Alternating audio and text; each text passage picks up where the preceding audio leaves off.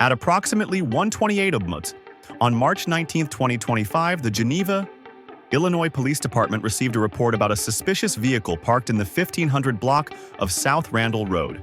Aurora Police.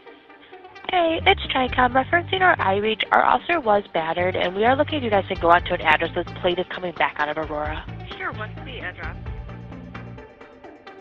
Okay, and who are we looking for? Can I give you the 28? It comes back with the name. Yeah, go ahead. And this is related to an accident police officer? Yes, and we do have charges. A bustling commercial area with stores such as McDonald's, Old Navy, GameStop, Ulta Beauty, and Party City. During a routine patrol, a Geneva police officer spotted the vehicle and noticed that the driver, later identified as Christopher Lepe, 19, showed signs of intoxication. Lepe's behavior, including his unusual posture and suspicious demeanor, prompted the officer to approach for further investigation. When the officer requested Lepe to exit the vehicle for a check, Lepe refused to comply. Instead, he suddenly started the car and sped off, dragging the officer a short distance through the parking lot. This action caused severe injuries to the officer, requiring emergency surgery. The officer was immediately transported to Northwestern Medicine Delner Hospital in Geneva, where he was treated and reported to be in stable condition but needing time to recover. Welcome back to the True Crime Channel.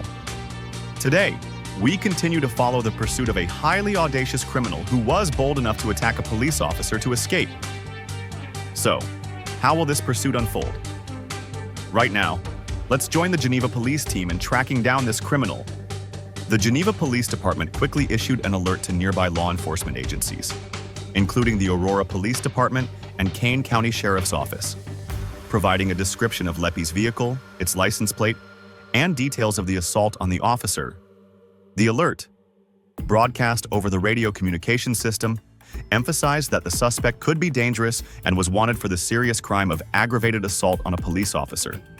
Under Illinois law, this is a severe offense that could lead to significant prison time if convicted. Meanwhile, at the 1500 block of South Randall Road, Geneva police secured the scene to collect evidence.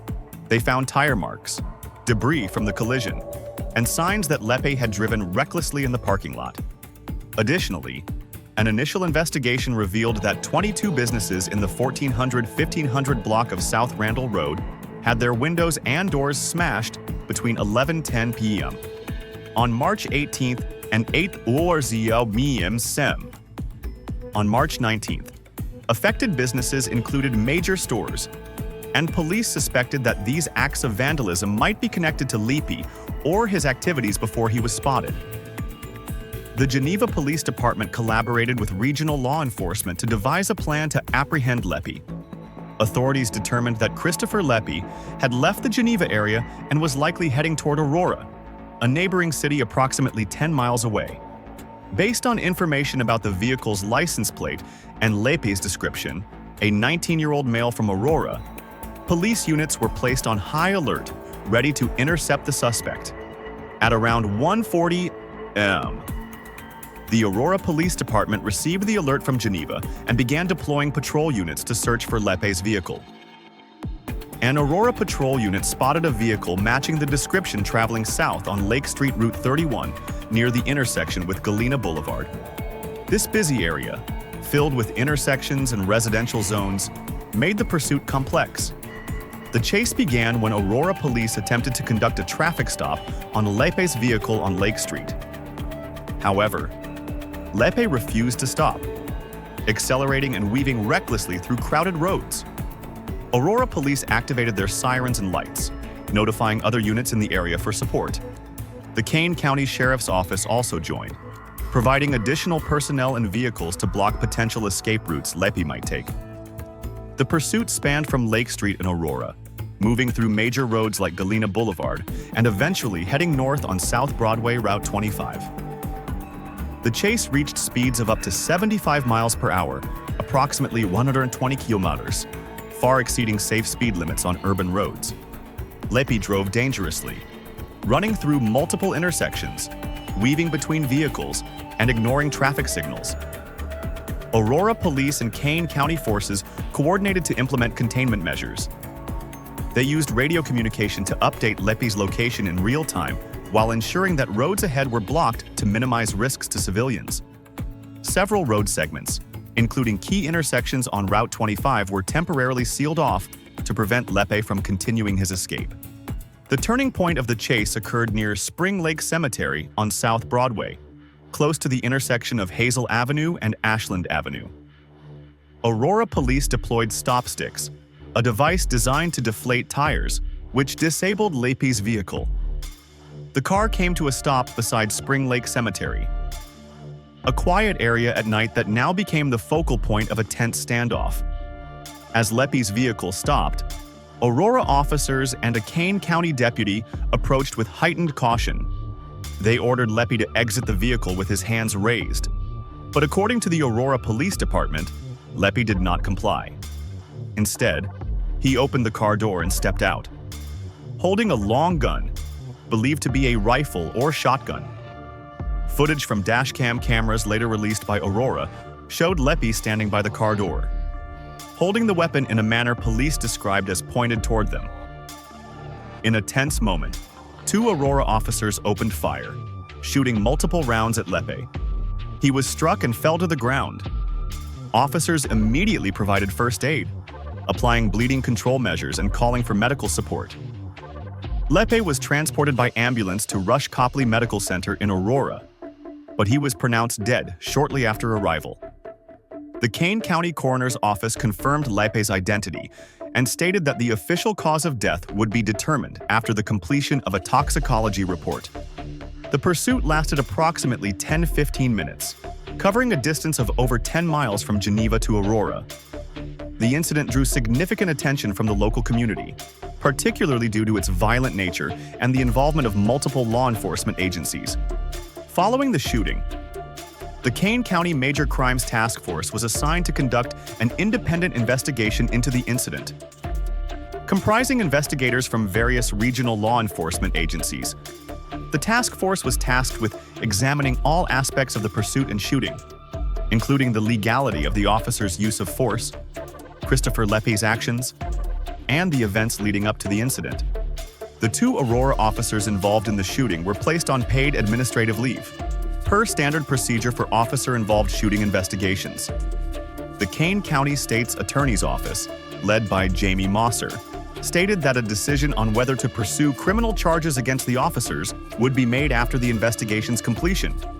According to Mosser, the officers would not be interviewed for at least 72 hours post-incident, and they were prohibited from reviewing video footage before providing statements, as mandated by the Safety Act.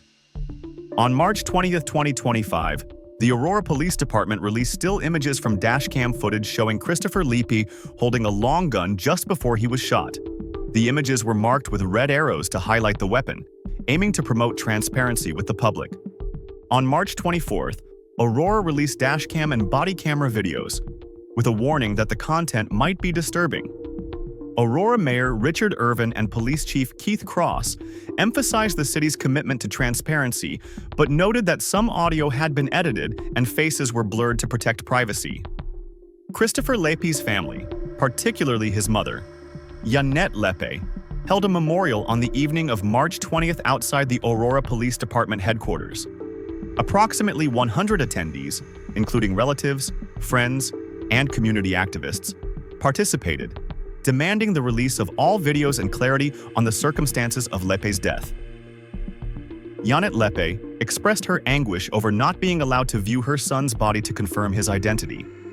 While Lepe's brother, Brian Lepe, claimed his brother did not point the gun at police but was raising it to surrender. The incident sparked community debate about police use of force. Some activists, like Pablo Puga, argued that police should have sought to de-escalate the situation rather than resorting to gunfire. They questioned why Lepe was not given a chance to surrender and whether there was a lack of transparency in the handling of the case. The investigation also extended to the vandalism of 22 businesses in the South Randall Road area. Geneva police were examining whether Christopher Lepe was directly involved in the break-ins, based on the timing and location of the incidents. Evidence, including fingerprints, surveillance footage from the stores, and debris at the scene was being analyzed to establish any connection. According to Brian Lepe, Christopher Lepe had been having a bad day and was driving to clear his mind. This suggested Lepe may have been in a state of psychological distress, possibly influenced by personal stress or other issues. Christopher Lepe's possession of a long gun and resistance to police indicated he may have been prepared for a confrontation. However, the family's claim that he was attempting to surrender contradicted the police report, raising questions about his true intentions. The Christopher Lepe case left a profound impact on the Geneva and Aurora communities, raising questions about police use of force, transparency in investigations, and the relationship between the community and law enforcement. The two Aurora officers fired at Christopher Lepe based on their perception that he was pointing a gun at them. Dashcam images supported this claim, but Brian Lepe's assertion that his brother was surrendering raised questions about whether the officers may have misinterpreted the situation. Under Illinois law, police are permitted to use deadly force if they believe their lives or others' lives are threatened. However, activists argued that police should employ de-escalation tactics, such as negotiation or non-lethal weapons. The incident heightened tensions in Aurora, a city with a complex history of police-community relations. Businesses on South Randall Road, affected by the vandalism, expressed concerns about security in the area. The incident may lead to increased patrols and the installation of additional surveillance cameras. The Kane County Major Crimes Task Force will continue analyzing videos, officer statements, and the toxicology report to reach a final conclusion. The investigation's outcome will determine whether the officers face prosecution. Confirming any connection between Christopher Lepe and the store vandalism will provide further clues about his motives and actions before he was spotted. The Christopher Lepe case is a complex story, intertwining criminal behavior, police response, and a family's grief. It reflects the challenges of balancing public safety, transparency, and community trust in the justice system. That's the end of today's case. Thank you for following along, and I hope you found it engaging. If you enjoyed it, don't forget to like and subscribe to stay updated on the latest cases coming your way.